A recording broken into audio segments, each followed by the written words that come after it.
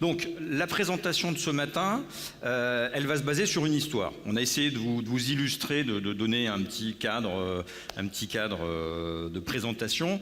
Donc on va partir du principe qu'on a un client, notre donneur d'ordre concrètement, qui est une société qui fabrique des outillages pour l'automobile par exemple, mais le domaine n'a pas d'importance.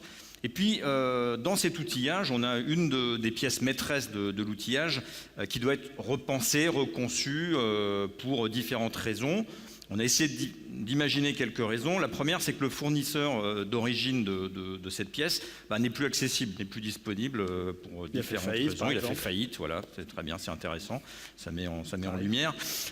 Et de ce fait, ni notre client, ni nous, en tant que nouveaux sous-traitants, on va avoir accès à un plan 2D, à un modèle 3D qu'on pourrait réexploiter en venant de CATIA V5 ou d'un autre système CAD.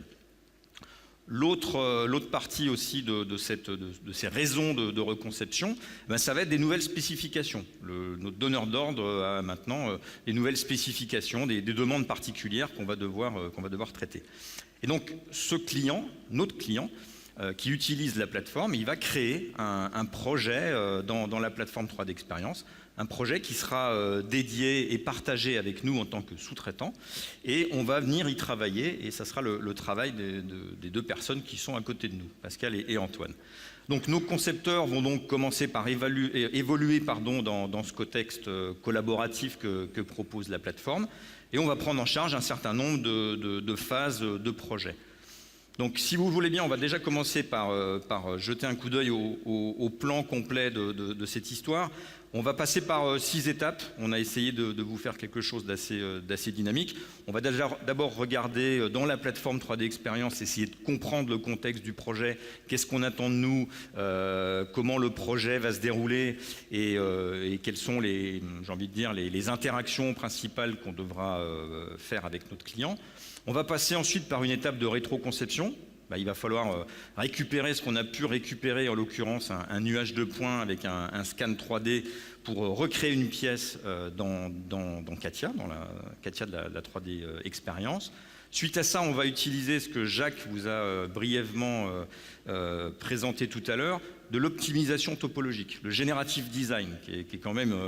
on va bien emphaser là-dessus, mais qui est quand même une nouvelle façon de concevoir, et puis une nouvelle approche aussi pour vous en tant que concepteur.